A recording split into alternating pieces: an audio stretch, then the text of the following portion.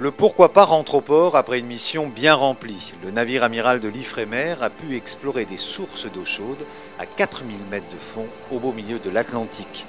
C'est une équipe franco-russe de 40 scientifiques qui a travaillé 24 heures sur 24 pendant 1 mois et demi.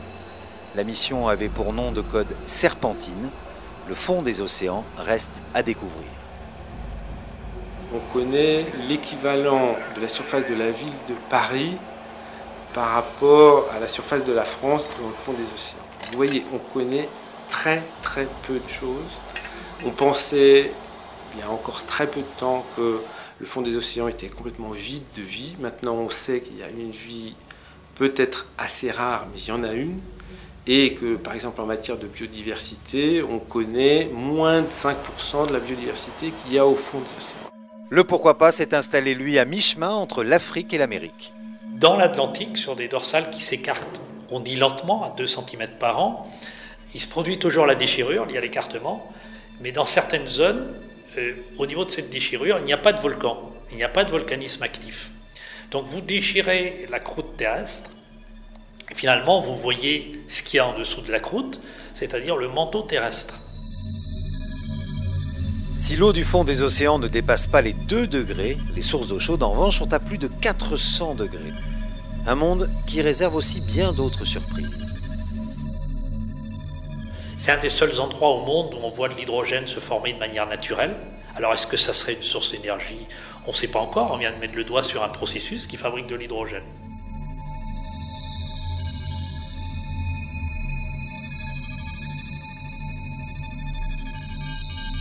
Ces zones-là que nous avons explorées sont des zones que personne n'avait encore jamais vues. Donc vous êtes dans l'inconnu, personne ne les a vues. Vous voyez à 4-5 mètres, vous ne voyez pas grand-chose.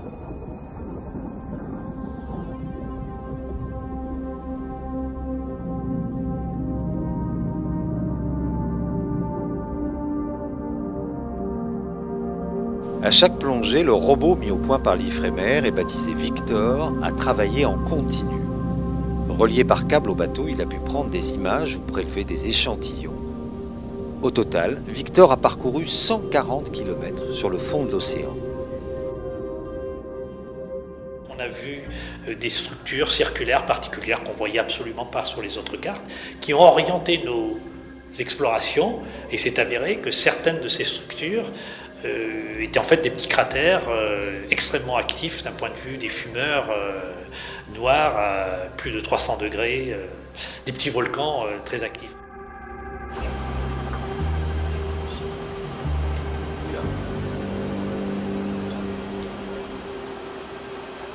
L'activité biologique également qui est différente dans ce site à plus de 4000 mètres de fond, donc il reste à savoir pourquoi on n'a pas certaines espèces biologiques, par exemple les moules qui sont très présentes sur les autres sites de l'Atlantique, ou même certaines espèces de crevettes, elles n'existent pas, on ne les a pas vues dans ces sites les plus profonds, donc est-ce que c'est la pression? Là il reste pour toutes les disciplines beaucoup de travail de laboratoire pour décortiquer tous ces échantillons et comprendre un petit peu plus ces phénomènes.